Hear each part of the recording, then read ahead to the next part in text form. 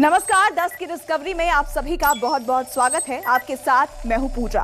हिंदुस्तान में 1,66,00,000 लोग कोरोना से रिकवर हो चुके हैं, लेकिन बावजूद उसके इन सभी लोगों पर एक खतरा मंडरा रहा है।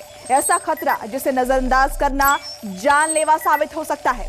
आज 10 की डिस्कवरी में हम कोरोना से रिकवर होने के बाद के खतरों की बात करेंगे। आज सबसे पहले दिखाएंगे जिसने कोरोना को हराया उसे ब्रेन स्ट्रोक क्यों आया। आज की दूसरी डिस्कवरी में आप देखेंगे कोरोना जाता है तो हार्ट अटैक क्यों आता है। आज की तीसरी डिस्कवरी कोरोना का डी डाइमर, बड़े झटके का टाइमर। आज आप देखेंगे कोरोना नेगेटिव के डेंजर जोन की डिस्कवरी।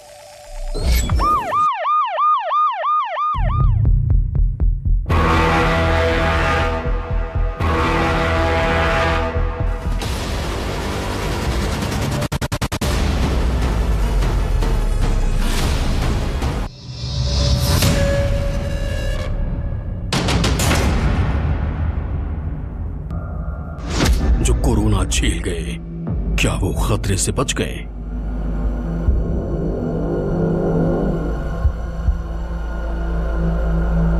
कोविड-19 में हार्ट अटैक से डेथ हो सकती है। जिसने कोरोना को हराया उसे ब्रेन स्ट्रोक क्यों आया? पेशेंट रिकवर हो जाता है, उसके बाद भी अचानक से हार्ट अटैक या ब्रेन स्ट्रोक हो रहा है पेशेंट को। कोरोना जाता है तो हार्ट अटैक क्यों आता है? कई दफा क्लॉट्स जो है वो हार्ट में चले जाते हैं, जिससे हार्ट अटैक हो सकता है। कोरोना का डी टाइमर, बड़े झटके का टाइमर।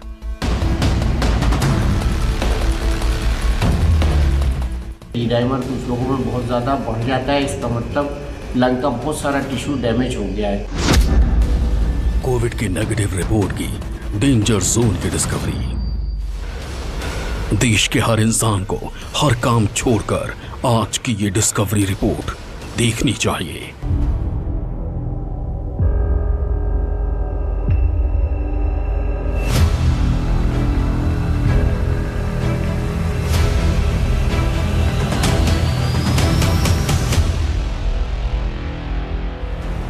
कोरोना मरीज की जांच रिपोर्ट जैसी ही नेगेटिव आती है, ज्यादातर लोग मान लेते हैं कि वो पूरी तरह ठीक हो गए हैं, लेकिन ये सिर्फ एक भ्रम है। दुनिया के कई रिसर्च संस्थानों ने कोरोना वायरस के एक बेहद खतरनाक व्यवहार का पता लगाया है।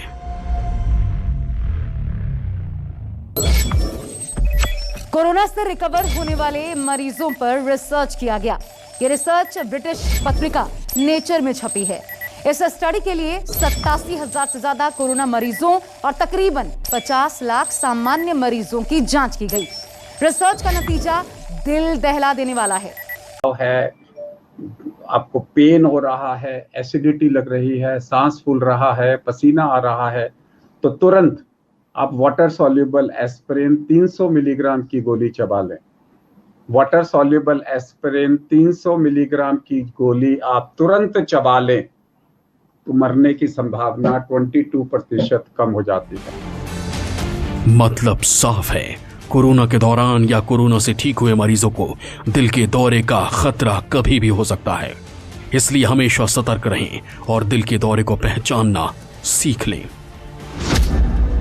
जब दिल का दौरा पड़ता है तो कुछ खास लक्षण नजर आने लगते हैं। सबसे पहले दिल में दर्द महसूस होता है। बाएं भुजा में दर्द होता है। यह दर्द असहनीय होता है। दर्द से बायां हाथ सुन्न होने लगता है। सांस लेने में कठिनाई होती है।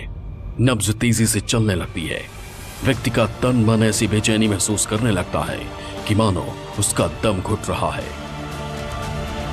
इन लक्षणों को पहचान लें, जान लें, क्योंकि कई लोगों को ऐसा हो रहा है, और अगर ऐसा कुछ हो तो तुरंत वही करें जो डॉक्टर बता रहे हैं। अचानक छाती के बीचों बीच घुटन होती है, दबाव होता है, भारीपन आता है, हाथी ने पैर रख दिया, जलन होती है, सांस फूलता है। इमीडिएटली 300 मिलीग्राम की गोली एस्पिरिन की चबा लें। साथ में अगर आपके पास स्टैटिन है तो 40 मिलीग्राम रोजुवास्टैटिन या 80 मिलीग्राम एटोरवास्टैटिन ले लें। अगर आपके पास क्लोपिडोग्रेल है तो 75 मिलीग्राम की 8 गोलियां इमीडिएटली पानी के साथ में ले लें। नहीं है तो कोई बात नहीं, डिस्प्रिन इज द नंबर 1। अगर आपके पास कॉल्चिसिन है 0.5 मिलीग्राम की 2 गोलियां आप ले लीजिए। कम से कम आपको इतना समय मिल जाएगा कि आप अस्पताल पहुंच सकोगे और आपका इलाज हो सकेगा। अब तक कोरोना को सिर्फ रेस्पिरेटरी सिस्टम का रोग माना जाता था, लेकिन अब कुछ और भी हो रहा है। कोरोना मरीजों की हार्ट अटैक से भी मौत हो रही है, लेकिन अगर थोड़ा सा ध्यान रखा जाए तो मौत का आंकड़ा 22% कम किया जा सकता है। आज आपको वो उपाय बताएंगे जो कोरोना के वक्त और कोरोना के बाद आपकी जान बचा सकते हैं। स्ट्रोक, नर्वस सिस्टम की बीमारी, डिप्रेशन, याददाश्त कम होना, जोड़ों में दर्द, डायबिटीज की शुरुआत, दिल की बीमारी, डायरिया, किडनी की बीमारी, तेजी से बालों का झड़ना, ये उन कुछ बीमारियों के नाम हैं जो कोरोना बांट कर जा रहा है। लेकिन इनमें सबसे खतरनाक खून का थक्का जमना। इसलिए अचानक बाजार में खून पतला करने वाली दवाओं की मांग बढ़ गई है। एक तरफ देश में कोरोना का संक्रमण तेजी से बढ़ रहा है तो दूसरी तरफ दवाओं की मांग भी बहुत ज्यादा बढ़ गई है। कोरोना संक्रमण के दौरान इस्तेमाल की जाने वाली दवाओं की आपूर्ति और उपलब्धता को लेकर इस वक्त मैं राजधानी लखनऊ के अमीनाबाद मेडिसिन मार्केट में मौजूद हूं और ये सबसे बड़ी दवा की बाजार बताई जाती है। हमारे साथ अमित रस्तोगी जी मौजूद हैं, उनसे बात करेंगे। अमित जी, मुझे ये बताइए कि कोरोना संक्रमण के दौरान तमाम सारी ऐसी दवाएं हैं जिनकी डिमांड बहुत ज्यादा बढ़ी है, क्या स्थिति है दवा की उपलब्धता को लेकर? दवा की उपलब्धता वैसे तो बहुत काफ़ी जो है हद तक जो है निश्चित है, मगर जो है जो कोरोना में यूज़ हो रही हैं डॉक्सीसाइक्लिन, आइवरमेक्टिन, ये शॉर्टेज में है और क्योंकि लोग जो हैं ओवर स्टॉकिंग कर रहे हैं, कंज्यूमर भी बहुत ज़्यादा मांग रहा है, जिसको भी मालूम पड़ता है वो जो है उसकी दवा तो मेथाइलप्रिडनिसोलोन इस टाइम शॉर्टेज में आ रहा है माल, मगर जो है हम लोगों की जो डिमांड है वो सब पूरा नहीं कर पा रहे हैं। जो कोरोना लंग्स में म्यूकस बना रहा था, निमोनिया की वजह बन रहा था, कोरोना का वही वायरस खून को गाढ़ा कर रहा है। खून गाढ़ा होने पर थक्के बन जाते हैं, यही थक्के हार्ट अटैक की वजह बन रहे हैं। तो सवाल है, कोरोना से ठीक हो चुके लोग क्या करें? इसका जवाब सिर्फ डॉक्टर ही दे सकते हैं।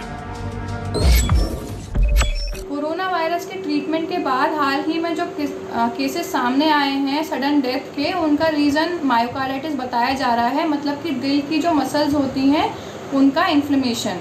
उसके 3-4 कारण बताए जा रहे हैं। एक तो खुद कोरोना वायरस का इन्वेजन उन मसल्स में, दूसरा हार्ट में ऑक्सीजन की सप्लाई और डिमांड में डिफरेंस, क्योंकि जब फीवर होता है तो हार्ट रेट बहुत तेज़ हो जाता है, तो खून बहुत ज़्यादा चाहिए होता है हार्ट को ऑक्सीजन से भरा हुआ, लेकिन क्योंकि लंग अफेक्टेड है तो उसको मिल नहीं पा रहा है। कोरोना से ठीक होने के बाद भी डी डाइमर प्रोटीन बढ़ रहा है। सिर्फ एलोपैथी ही नहीं, आयुर्वेद की पद्धति से चिकित्सा करने वाले डॉक्टर भी डी डाइमर के बढ़ते खतरे से हैरान हैं। जो लंग्स के अंदर म्यूकस कलेक्शन होता है, जिसको हम निमोनिया कहते हैं, जिसको हम वायरल निमोनिया कह रहे हैं, यही म्यूकस जब ब्लड के अंदर बढ़ने लगता है। क्यों? क्योंकि यहाँ पर भी जब 2 संप्राप्ति देखने को मिल रही हैं, एक तो लंग्स के अंदर और एक खून के अंदर। तो खून में गाढ़ापन आ जाना, खून के थक्के जम जाना और इसके कारण हार्ट अटैक होना, ये देखने को मिल रहा है। खून के अंदर थक्के जमने लगते हैं तो डी डिमर टेस्ट कराते हैं तो बढ़ा हुआ आता है। तो ये एक आपको इंडिकेट करता है कि हाँ डी डिमर बढ़ रहा है, मतलब खून के थक्के जमना शुरू हो गए हैं। तो जो लोग भी संक्रमित हुए, संक्रमित होने के बाद भी डी डिमर टेस्ट करा लें। यदि डी डिमर कंटिन्यूस बढ़ता हुआ आ रहा है तो उसके लिए मेडिसिन लें, और मेडिसिन में ऐसी मेडिसिन लेनी होती है जो सिर्फ खून को पतला ना करें, जो म्यूकस जो बढ़ गया है, जो कफ बढ़ गया है, जो कंसिस्टेंसी बढ़ गई है ब्लड के अंदर, उसको भी कम करें। ऐसा करने से डी डिमर कम आने लगता है और मृत्यु का जो भय है, जो मृत्यु दर है, वो कम हो जाती है। कोरोना का वायरस मरीज की कोविड रिपोर्ट नेगेटिव आने के बाद भी हमला करना नहीं छोड़ता। इतने दिन में कोरोना का वायरस शरीर में कई खतरनाक असर छोड़ जाता है। पता तब चलता है जब मरीज को स्ट्रोक आता है या फिर वो डी डाइमर का टेस्ट कराता है। अब समझिए कि ये डी डाइमर है क्या।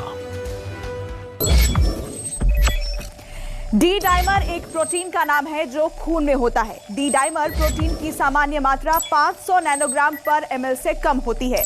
डी डाइमर प्रोटीन का ऐसा टुकड़ा है जो तब बनता है जब शरीर में रक्त का थक्का घुल जाता है। खून के थक्के घुलने से डी डाइमर प्रोटीन बढ़ जाता है, यानी इसके बढ़ने का मतलब यह है कि शरीर में खून गाढ़ा हो रहा है और खून के थक्के बन रहे हैं। कोरोना से ठीक होने वाले करीब 30% मरीजों में डी डाइमर प्रोटीन तय मात्रा से 5 गुना तक ज्यादा मिल रहा है।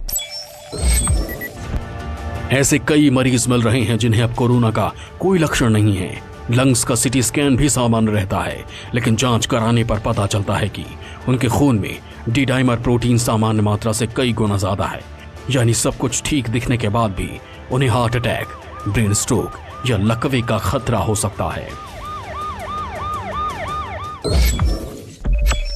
कोरोना वायरस दोनों प्रणालियों को, जो दो सिस्टम्स हैं, प्रोकोगुलेंट और एंटीकोगुलेंट, दोनों को प्रभावित करता है। इसमें इस बात का गुण है या अवगुण है कि ये प्लेटलेट्स को जमा देता है, फिब्रिन को फिब्रिनोजेन में कन्वर्ट कर देता है और क्लॉटिंग फैक्टर्स को अफेक्ट करता है, जिससे फिब्रिनोजेन फिब्रिन में कन्वर्ट हो जाता है। फिब्रिन को हम ऐसे समझ सकते हैं जैसे धागे होते हैं बारीक, उन धागों में जो खून की रुधिर की कोशिकाएं होती हैं वो फंस जाती हैं और फंस के थक्का बना देती हैं। जैसे नाली के अंदर जब जाला फंस जाता है तो नाली चोक हो जाती है, ब्लॉक हो जाती है। इसी तरह से हमारे शरीर में जो खून की धमनियां हैं वो चोक हो जाती हैं, उनमें खून जम जाता है, थक्का बन जाता है। जब वो ब्रेन की आर्टरी में बनता है तो ब्रेन स्ट्रोक हो जाता है, और जब वो हार्ट की धमनियों में जमता है तो हार्ट अटैक हो जाता है। अगर आपको कोई सिम्टम नहीं है, माइल्ड डिजीज़ है और सैचुरेशन ठीक है, तो प्लीज़ सीटी ना कराएं। सीटी तभी कराने की ज़रूरत पड़ती है अगर आपको मॉडरेट इलनेस है और आप हॉस्पिटल में एडमिट हो रहे हैं, और अगर डाउट हो तो पहले चेस्ट एक्सरे कराना चाहिए, उसके बाद ही सीटी स्कैन कराएं। अगर आपको माइल्ड इलनेस है, होम आइसोलेशन पे हैं, अगर आपकी सैचुरेशन ठीक है और कोई और लक्षण नहीं है, बुखार भी ज़्यादा नहीं है, तो इन सारे बायोमार्कर्स का करने का कोई फ़ायदा नहीं है। इससे पैनिक रिएक्शन ही ज़्यादा होगा। ये सारे बायोमार्कर्स एक्यूट फेज रिएक्टेंट है, मतलब अगर आपके बॉडी में कभी भी इन्फ्लेमेशन होगी तो ये बढ़ेंगे। अगर आपको फिंसी हुई, कोई जख्म हुआ, दांत में इन्फेक्शन हुआ, तो भी ये सब बायोमार्कर्स बढ़ेंगे, क्योंकि एक बॉडी का इन्फ्लेमेटरी रिस्पॉन्स है। तो इससे ये नहीं पता चलता कि आपकी बीमारी जो है वो बढ़ गई है। लोग ये घबरा जाते हैं कि मेरा CRP बढ़ गया इसलिए अब मुझे स्टीरॉयड शुरू कर लेना चाहिए, और उससे ज़्यादा नुकसान हो जाता है। तो इसलिए मैं यही फिर से कहना चाहूँगा कि चाहे वो बायोमार्कर्स हों, चाहे CT स्कैन हो, माइल्ड केसेस में उसकी कोई इंडिकेशन नहीं है, और अगर आपको ये कराना है तो डॉक्टर की सलाह से, जब आपको मॉडरेट इलनेस हो तभी कराएं। अब तक ये एकदम क्लियर हो गया है कि कोरोना लंग्स के अलावा हार्ट को भी गंभीर रूप से प्रभावित करता है। हम सबके लिए एक चेतावनी है, क्योंकि बाकी दुनिया के मुकाबले भारत में हृदय रोग के मामले 3 गुना ज्यादा होते हैं। और अगर आपको कोरोना हो चुका है तो इसके बाद बीमारियों का खतरा आपके लिए कितना बढ़ जाता है, ये आपको बताते हैं आंकड़ों के हिसाब से। दरअसल आंकड़े ये बताते हैं कि कोरोना से संक्रमण होने पर हृदय के रोगों की संभावना 10 से 15% तक बढ़ जाती है। कोरोना ठीक होने के बाद भी साल भर तक ये खतरा जारी रह सकता है। ब्लड क्लॉट जब पैरों की नसों में बन जाते हैं तो मरीज को डीप वेन थ्रोम्बोसिस की समस्या हो सकती है। लंग्स तक इन क्लॉट्स के पहुंचने पर पल्मोनरी एम्बोलिज्म नाम की जानलेवा बीमारी भी हो सकती है। अगर ब्रेन को ब्लड सप्लाई करने वाली कैरोटिड आर्टरी में क्लॉटिंग हो जाए तो ब्रेन स्ट्रोक जैसे जानलेवा हालात बन सकते हैं। डीप वेन थ्रोम्बोसिस खून के ऐसे थक्के होते हैं जो आमतौर पर पैर में होते हैं, लेकिन अगर यही थक्के टुकड़ों में बंट जाएं तो ये दिल और लंग्स तक पहुंचकर आपकी जान को जोखिम में भी डाल सकते हैं। कोरोना के बाद जो है शरीर कमज़ोर हो जाता है, कमज़ोरी 6-6 महीने तक रहती है, हमारी याददाश्त पे भी असर पड़ता है, हमारे मसल्स को कोरोना खा जाता है, जिसको ऑटो कैनाबलिज्म कहते हैं। कैनाबलिज्म मतलब मानव का शरीर को खाना। तो इसलिए ये सब कमज़ोरियाँ जो बनती हैं वो बहुत दिन तक रहती हैं। लंग्स कमज़ोर हो जाते हैं, आँखें कमज़ोर हो जाती हैं, सोचने की शक्ति, याददाश्त, मेमोरी, इमोशनल बैलेंस जो है कमज़ोर हो जाता है, और इसलिए बहुत से लोगों को सडन सुसाइड करने की नौबत आ गई।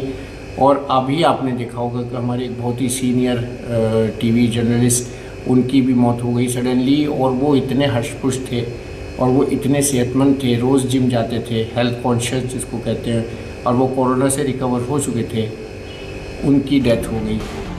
लोग जितनी तेजी से कोरोना के चपेट में आ रहे हैं उतनी ही तेजी से निकल भी रहे हैं। भारत में कोरोना से रिकवरी की रेट दुनिया में सबसे ज्यादा है। हमारा मकसद इस रिसर्च से आपको डराना नहीं है, बल्कि हम चाहते हैं कि आप अलर्ट रहें। कोरोना महामारी के दौरान हार्ट पेशेंट्स को खास तौर पर अलर्ट रहना चाहिए। अपने डॉक्टर से बात करें, जरूरत हो तो अपना डी-डाइमर टेस्ट कराएं। याद रखिए, अगर आपने कोरोना को हरा दिया है तब भी कोरोना से जीतने का जश्न मनाने में जल्दी जानलेवा हो सकती है। ब्यूरो रिपोर्ट 10 की डिस्कवरी।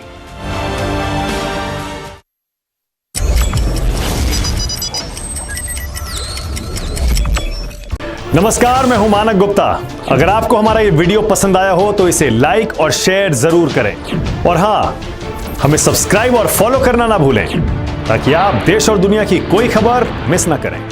चाहे कोई ब्रेकिंग न्यूज हो या कोरोना वायरस से जुड़ी कोई भी अपडेट, पॉलिटिक्स हो या आपकी जेब से जुड़ी कोई खबर, इलेक्शन की कोई न्यूज हो, कोई कंट्रोवर्सी हो या फिर कोई वायरल वीडियो, सब कुछ मिलेगा न्यूज़ 24 पर। तो जुड़े रहिए हमारे साथ और देखते रहिए न्यूज़ 24।